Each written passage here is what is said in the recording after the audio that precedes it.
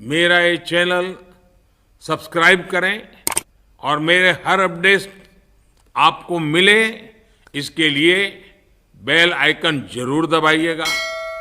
आप सभी को मेरी ढेर सारी शुभकामनाएं।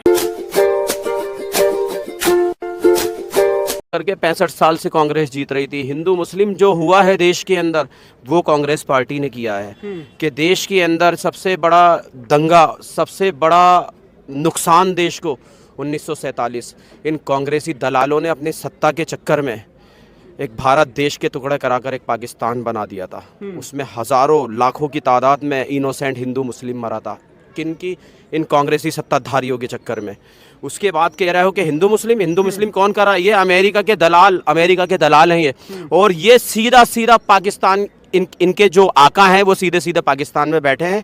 जो इनके आका बोलते हैं कांग्रेस पार्टी वैसा ही करती है। क्यों मणिशंकर अय्यर तो पाकिस्तान में जाकर के उन्होंने बोला ही था कि कांग्रेस को जिताओ, बीजेपी को भगाओ। तो वही तो कह रहा हूं कि सही मायनों के अंदर ये कांग्रेस पार्टी, इससे देश को खतरा है। अगर देश को बचाना है तो 2024 में भारतीय जनता पार्टी की सरकार बनना चाहिए। मोदी जी को आना चाहिए। बिल्कुल मोदी जी को आना चाहिए। ऐसा क्या देखा आपने मोदी जी के अंदर?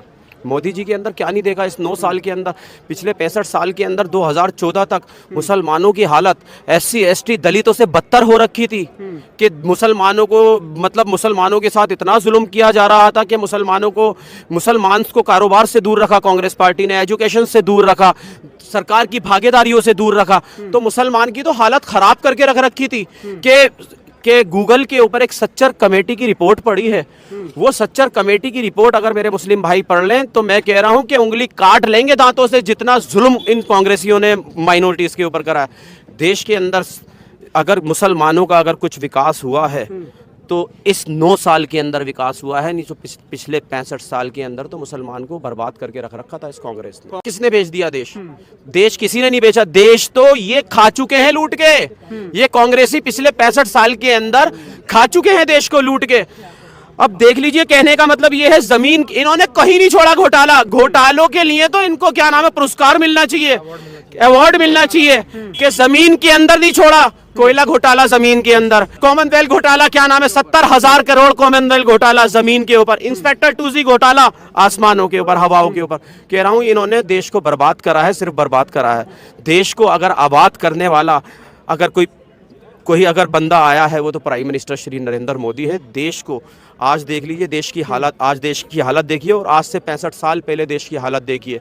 उस टाइम में क्या हालत थी देश की और आज क्या हालत है देश की। कि प्राइम मिनिस्टर नरेंद्र मोदी के टाइम के अंदर ही चंद्रयान 3 लैंड करता है, सेफ लैंडिंग। ठीक है, इसका श्रेय सारा साइंटिस्टों को जाता है, लेकिन साइंटिस्टों को भी फ्री हैंड किसने किया था? आदरणीय प्राइम मिनिस्टर श्री नरेंद्र मोदी ने। कि ये G20 सम्मेलन हमारे देश के अंदर बड़े गौरव की बात थी कि G20 सम्मेलन हमारे देश के अंदर हुआ, जिसकी सदारत आदरणीय प्राइम मिनिस्टर श्री नरेंद्र मोदी जी ने की। कि ये कांग्रेसी ये मोदी जी को कुछ समझ नहीं रहा है। पूरा विश्व मोदी जी का लोहा मान रहा है। पूरे विश्व के जितने भी राष्ट्रपति, प्राइम मिनिस्टर हैं, आज मोदी जी की जय जयकार कर रहे हैं, मोदी जी को प्रणाम कर रहे हैं और मोदी के साथ कंधे से कंधा लगाकर खड़े।